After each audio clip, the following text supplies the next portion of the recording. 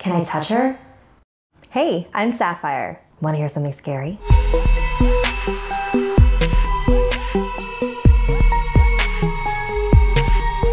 Paris, the city of lights. But what happens after the lights go out? In today's chapter, I will be telling a true story from my friend Leia, whose grandpa lived in a flat in France.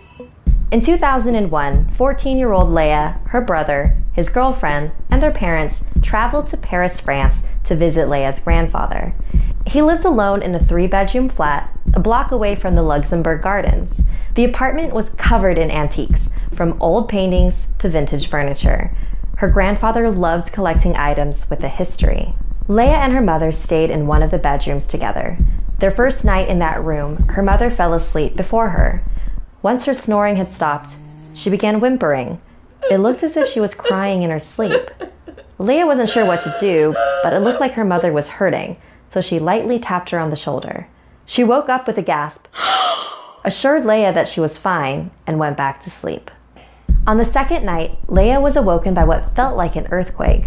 She tried to turn to her mom to ask her if she felt it too, but she couldn't move.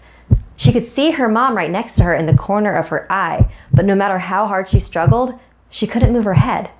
She tried to scream, but nothing came out. After what felt like hours, Leia was awoken again by her mother nudging her shoulder. Leia's brother and his girlfriend, Jen, stayed in a different room. Jen was a very devout Catholic. She wore a cross around her neck and wrapped one of her purses with a large rosary. One night during the trip, she woke up and saw a blonde woman standing over her. Jen couldn't move. After minutes of struggling, she woke up, clutching the cross around her neck. The blonde woman was nowhere to be found. She sat up to catch her breath and looked over at her purse. The rosary had been removed. The next morning, everybody met in the living room while Leia's grandfather prepared breakfast in the kitchen. Jen was looking at some of the decor in the room and gasped. She pointed at a small painting hanging on the wall.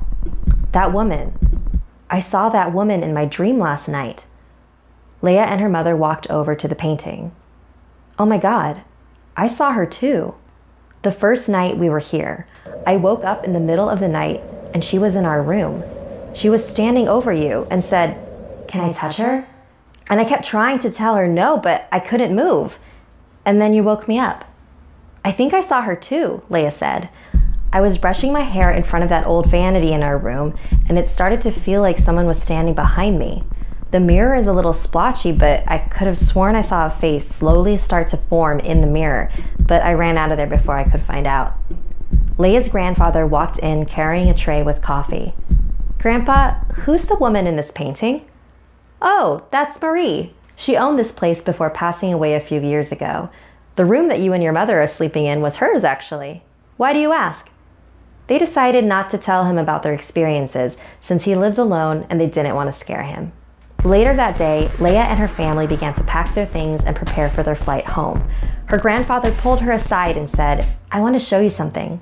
She followed him into a room where he pulled out a beautiful jewelry box. Inside was a collection of intricate ivory hair pieces and combs. Do you want them? I feel like you'd really like them. They belong to Marie. Please, take them. His insistence weirded her out a little bit, and she politely declined. After that trip, Leia's mother came up with a theory that Marie really took a liking to Leia, and it was probably her who was subconsciously telling her grandpa to give her the jewelry box as a parting gift. So, the next time they visited the flat, her mother spoke to Marie. "Hi, we're here. Look, we enjoy visiting, but we won't come back if you keep doing things to scare us." And ever since then, no one in the family experienced anything strange in that house. Marie seems like a harmless spirit, but it is sort of odd how everyone in Leia's family had a terrifying episode of sleep paralysis while staying in that house.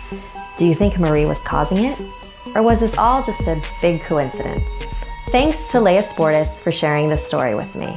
Like this video if it gave you the chills, and don't forget to subscribe to Snarled and check out our other videos.